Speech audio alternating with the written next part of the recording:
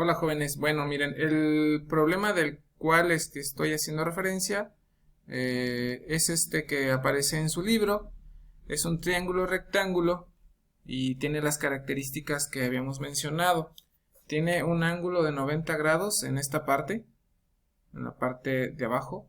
Lo podemos identificar por ese pequeño cuadrito que ponen ahí junto a la letra C. Eso quiere decir que es el ángulo recto, un ángulo de 90 grados.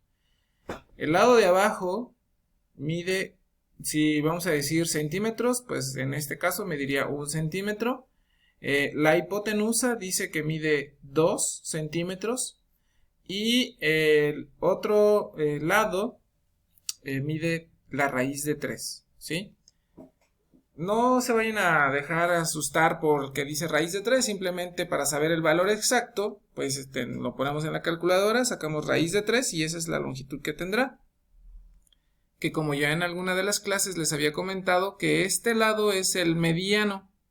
El de abajo donde tiene 1, pues será el lado más corto.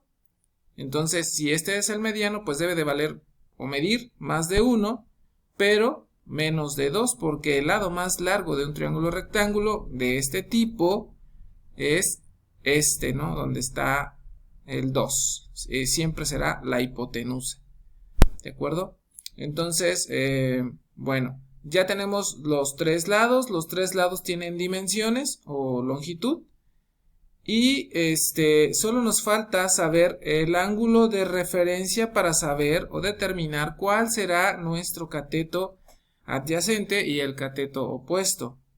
Si nosotros escogemos el ángulo donde aparece el vértice A, este de aquí, como el ángulo alfa, entonces decía en el video que revisaron el día de ayer que el cateto opuesto será el que quede frente a él, ¿no? En este caso, este de aquí, que es la raíz de 3, este lado sería el cateto opuesto.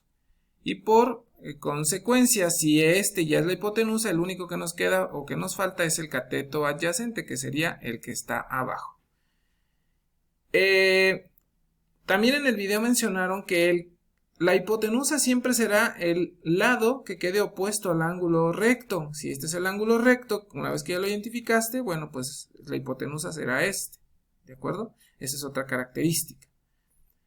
Si nosotros decimos que el ángulo de referencia va a estar acá arriba, en el vértice B, entonces el cateto opuesto va a cambiar.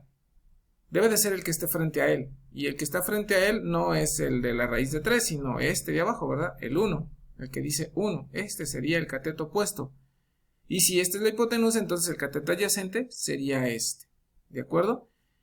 Aquí de este lado nos hacen el ejemplo de cómo se va a resolver. Pero para eso necesitamos la fórmula. ¿Cuál es la fórmula? Si nosotros queremos saber cuánto mide el seno del ángulo alfa, o el coseno del ángulo alfa, o la tangente del ángulo alfa, pues tendremos que dividir el lado A entre C, acá para el coseno, el lado B entre C, o en la tangente es el lado A entre B. ¿Qué significa la A, la C, la B o todas estas letras, las tres letras que aparecen? Pues no es otra cosa que los catetos y la hipotenusa. Si se fijan, del teorema de Pitágoras estamos utilizando esas letras. C siempre será la hipotenusa. Miren, aquí está C, está abajo de la división, es la hipotenusa, y en esta del coseno también. A siempre va a ser el cateto opuesto. Aquí está, cateto opuesto. Y acá abajo en la tangente también dice cateto opuesto. ¿De quién? Del ángulo alfa. Y B entonces va a ser el cateto adyacente. Aquí está el cateto adyacente. Entonces aquí pues les decía, hay que ver qué ángulo es el que vas a tomar como referencia, ¿de acuerdo? Voy a pausar el video aquí y se los voy a enviar para que lo revisen.